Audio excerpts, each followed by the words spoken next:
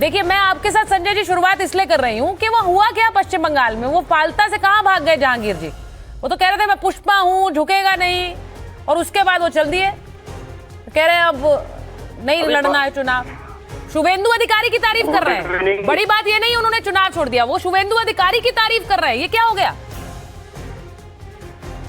Good evening Sucharita जी, बहुत दिन बाद आपसे मेरा डिबेट हो रहा है, बहुत धन्यवाद आपको भी। लेकिन बंगाल में आज के तारीख में कौन से कल्चर हो गए मालूम है? भय इन भरोसा आउट, एक नायक तंत्र इन लोकतंत्र आउट। आज बंगाल में वही हो चीज हो चुका है। अच्छा। अगर पुष्पा अगर आज के तारीख में झुके हुए, पुष्पा झुके नहीं झुकाया गया है। आप समझिए इस बात को, कुछ दिखाना पड़ता है, कुछ दिखाया जाता है, दोनों में बहुत फर्क है। हकीकत में आज बहुत फर्क है। मैं आज बताना चाहता हूँ, चलिए बंगाल में बुलडोजर चल रहे हैं, जहां जहां बुलडोजर बंगाल में सियालदा स्टेशन से लेकर हावड़ा स्टेशन, कलकत्ता, बहुत सारे जगह में जहां पर फूल बेचने वाला, सब्जी बेचने वाला, फल बेचने वाला 99% महिला जो होता है वो हिंदू होता है। हिंदू, वो कोई जिहादी नहीं है, वो कोई बांग्लादेशी नहीं है, वो कोई रोहिंगा नहीं, उसको उठा दिया गया है। बंगाल में पहले परंपरा स्टार्ट किया, ठीक है।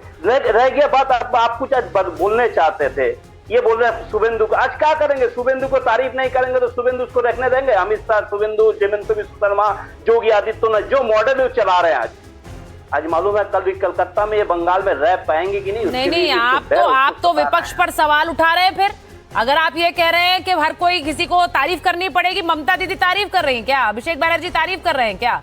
आप भी तो तारीफ नहीं कर रहे, आप भी तो वहीं बैठे हुए हैं। तो आप भी तो सवाल उठा रहे हैं शुभेंदु अधिकारी पर। मेरा सवाल ये है सर, उन्होंने चुनाव से नाम वापस ले लिया, लेकिन उन्हें शुभेंदु अधिकारी की तारीफ करने की क्या जरूरत थी?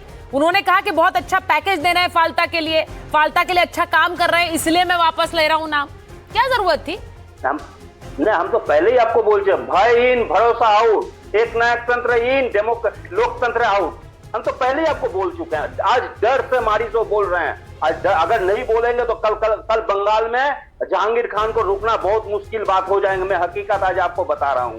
बंगाल में ये परंपरा नहीं था, यहाँ पर हिंदू, सिख, मुसलमान, ईसाई सब एक साथ में रहने वाला था। आज डिवाइड एंड रूल बंगाल में होते जा रहा है धीरे धीरे। नहीं, बड़ी बात है, बड़ी बात है। सुनिए सुचरिता जी, 5-10 सेकंड आपको ज्यादा वक्त नहीं देंगे। 10 सेकंड या 10-15 से। आज सियालदा स्टेशन में जिस तरफ से तोड़ा गया, 5 रुपया वाला चाय, जो गरीब थे 500 रुपया रोजगार करने के बाद में 5 रुपया चाय पीता था, 40 रुपया का चाय पीना पड़ता है। 10 रुपया का झालमुड़ी जो खाते थे तो आज उसको 125 रुपया में KFC में खाना करने पड़ता है, जो 500 रुपया। आज कॉर्पोरेट का मतलब ये क्या, कॉर्पोरेट कल्चर एडॉप्ट कर रहा है बंगाल में। मैं आज बता रहा हूँ, गरीब कहाँ जा रहा है? गरीब पास तो भगाने की कोशिश कर रहा है। हकीकत में आपको चैनल के माध्यम से बोल रहा हूँ। आज क्या होगी? आज मेरे नेत्री भी शायद कहाँ है मेरे को भी मालूम नहीं है, लेकिन आपने एक बड़ा आरोप लगाया, आपने कहा डिवाइड एंड रूल कर रहे हैं। तो सिद्धार्थ जी जरा बताइए, ये डिवाइड एंड रूल है? क्योंकि वो आरोप आपकी सरकार पर लगा रहे हैं। मैंने ये नहीं कहा। संजय सरकार जी, एक बार उन्हें जवाब देने दीजिए, क्योंकि जो ताबड़तोड़ फैसले शुभेंदु अधिकारी ले रहे हैं, मेरा उसी पर सवाल है। मैं अभी अखिलेश जी पर भी जाऊंगी, राजकुमार भाटी जी यहाँ बैठे हुए हैं, मलूक जी बैठे, लेकिन सिद्धार्थ जी बताइए, डिवाइड एंड रूल कर रहे हैं आप, वो कह रहे हैं। देखिए सुचरिता जी, अगर जहांगीर खान जैसा व्यक्ति भय में पश्चिम बंगाल के अंदर है तो वो बिल्कुल भय में होना चाहिए। जिन लोगों ने 15 साल तक पश्चिम बंगाल की जनता को भय में रखा, घरों में घुस के लोगों को मारा करते थे, घसीट के बाहर निकाला करते थे, आज भी उनकी ये चिंता करें। मैं कहता हूं ऐसे सब लोगों को भय होना चाहिए, और ये भय कानून व्यवस्था का है, ये भय न्याय का है, ये भय गरीबों के साथ खड़े होने का है, और ये भय माफियाओं के अंदर है, और ये भय होना चाहिए। कोई डिवाइड एंड रूल नहीं है। किसका डिवाइड एंड रूल? हम तो एक ही लाइन है सुचरिता जी, बिल्कुल डिवाइड भी कर देंगे और सारा रूल बदल देंगे, बिगाड़ देंगे उन माफियाओं का जो पश्चिम बंगाल के अंदर, उत्तर प्रदेश के अंदर, असम के अंदर, देश के किसी कोने के अंदर, हरियाणा के अंदर, दिल्ली के अंदर, कहीं भी जहां ऐसे माफिया ऑपरेट करते होंगे अब उनको स्थान नहीं होगा। ये भारतीय जनता पार्टी की कमिटमेंट है। हम जहां सरकार बनाते हैं सुचरिता जी, आप कभी भी देखिएगा हमारे एक विषय बहुत प्रमुखता के साथ रहता है, वो है लॉ एंड ऑर्डर। हम लॉ एंड ऑर्डर के साथ किसी प्रकार का कॉम्प्रोमाइज नहीं कर सकते। अगर हमको इस देश को दुनिया की एक बड़ी वैश्विक इकोनॉमी बनाना है तो इस देश के अंदर गुंडागर्दी, गुंडई, माफिया राज, कमीशन खोरी, ऐसी साठगांठ सरकारों के साथ मिलकर के लोगों को डराना, उनसे लूट खसोट करना, ये कतई बर्दाश्त नहीं किया जाएगा। और जहां जहां भाजपा है वहां वहां बर्दाश्त नहीं किया जाएगा। अब इनकी समस्या कुछ और है कि ये इसमें पंथ का भी एंगल ले आएंगे, ये हिंदू मुसलमान एंगल भी ले आएंगे, ये इसमें जाएंगे विक्टिम कार्ड खेलने के लिए, रोना रोने के लिए, कुछ भी कर देंगे। पर हमारे लिए चश्मा बिल्कुल साफ है, जो अपराधी होगा, जो माफिया होगा, उसको बख्शा नहीं जाएगा। जो माफिया होगा उसे बख्शा नहीं जाएगा। बड़ा क्लियर कट वो कह रहे हैं कि ये हमारा मॉडल है, इसमें कोई दिक्कत नहीं होनी चाहिए।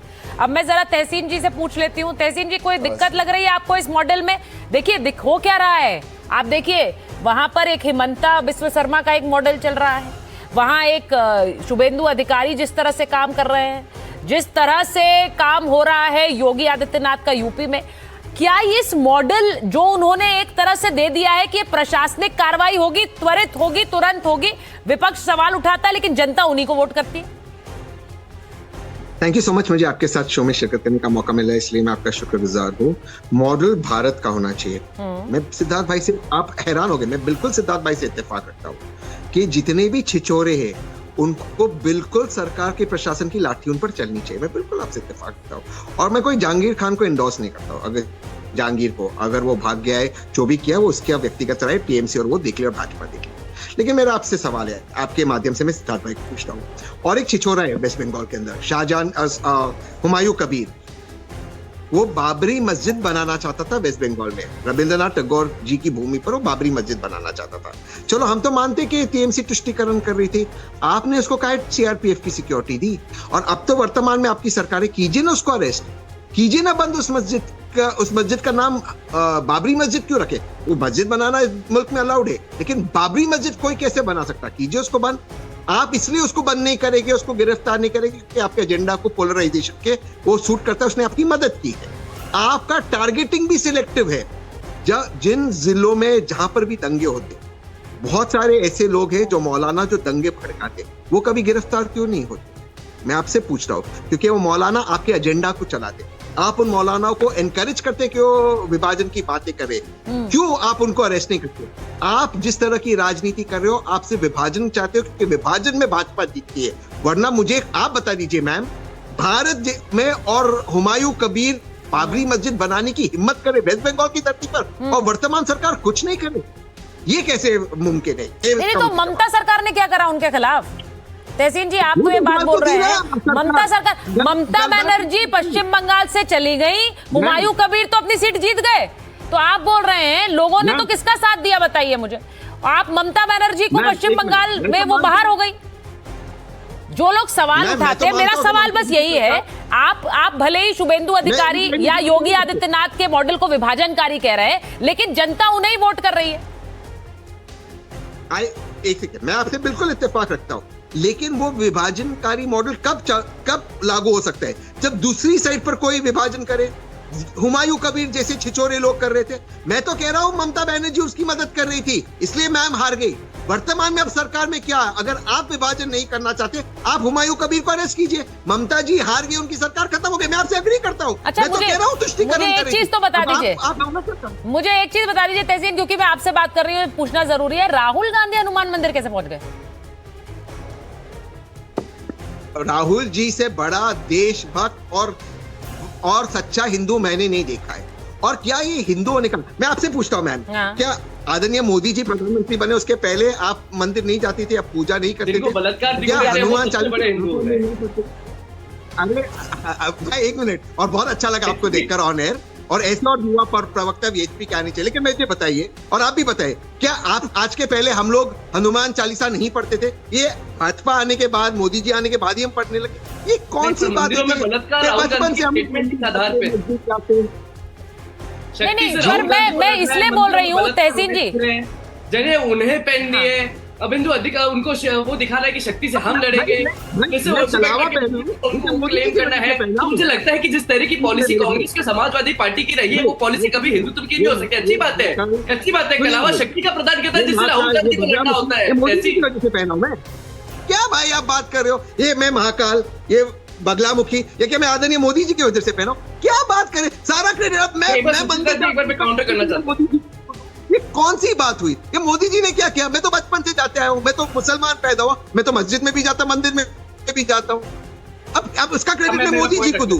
नहीं, बात ये नहीं है। सवाल तब उठता है कि एक राम मंदिर बनता है तो आप उसे, क्योंकि आपको लगता है ये बीजेपी बनवा रही है, जबकि वो कोर्ट ऑर्डर पर बनता है, तो बीजेपी बनवा रही है, तो इसलिए आप मंदिर में दर्शन के लिए नहीं जाते हैं। आप मंदिर के लिए दर्शन, यहाँ भाटी जी भी बैठे हुए हैं, उनके नेता रामगोपाल यादव ने तो ये भी कह दिया ये मंदिर सही नहीं है, ये बुरा मंदिर है, इसमें त्रुटियां हैं। अब मेरा सवाल ये सब कहते हैं, लेकिन फिर उसके बाद जाते हैं, उसके बाद दूसरे मंदिर दर्शन के लिए भी जाते हैं। दिया था अमित 2019 के अंदर में ये कहते कि इसको चुनाव का कार्य, इसलिए इस पे जजमेंट ना दिया जाए राम जन्मभूमि पे। राम इज ए मिथ, ये कहने वाली पार्टी आज सबसे बड़ी हिंदू की पार्टी हो गई। लेकिन मेरे साथ तहसीन बैठे हुए, अच्छा है कि वर्सेस के अंदर में दिखा दी, मैं डायरेक्ट क्वेश्चन तहसीन से पूछ लेता हूँ। अभी नमाज के अंदर में आने वाले थे, हम आगे जाके नमाज में आते। तहसीन पूनावाला का एक जजमेंट है, Tehseen S Poonawalla versus union of India 2018 9 SCC 501। माननीय सर्वोच्च न्यायालय ने जब ये नमाज पब्लिक स्ट्रीट्स में पढ़ने पे गए थे तो कोर्ट ने कहा The Supreme Court emphasized the importance of maintaining social harmony, civic peace and the rule of law and reminded that the courts must mindful of the practical impact of their decisions. Where a claim to be hold religious congregation of public land has the potential to create social tensions. ये Allahabad high court का judgement है जो कि असीन versus state of UP के अंदर में लेते हुए कहा था। मुझे लगता है कि जिस तरह से उत्तर प्रदेश सरकार ने जजमेंट दिया है, पब्लिक लैंड को can not be used for religious practices, और वही नमाज के अंदर में आता है। लेकिन क्या दिक्कत आ रही है सुचित्रा जी? दिक्कत आ रही है कि भाजपा से पहले टीएमसी गवर्नेंस के अंदर में जहां आरजीकर रेप केस होता था, जहां संदेश खाली घटना होती थी, जहां दंगल का राइट्स होते थे, कैनिंग राइट्स होते थे, बदुद्रिया बहरेत राइट्स होते थे, लिंच होता था चंदन हल्दर, लिंच होती थी मधु मंडल, चंद्रनाथ, कृष्णनाथ, बॉम्ब अटैक्स होते थे, इमाम्स और मुजीज को तनख्वाह दी जाती थी और रिलीजियस बेस्ड स्कीम दी जाती थी, allocation of 5530 crore to the state minority affairs budget with 11.7% increase of 2010 and 11। लेकिन तब मॉडल ऑफ गवर्नेंस था। लेकिन जब रिलीजियस बेस स्कीम को खत्म कर दिया जाता है और कैलकाटा हाईकोर्ट के बाद भी रिजर्वेशन खत्म नहीं करा जाता है, मुझे लगता है वो अपीसमेंट है जो हो रहा है वो गवर्नेंस।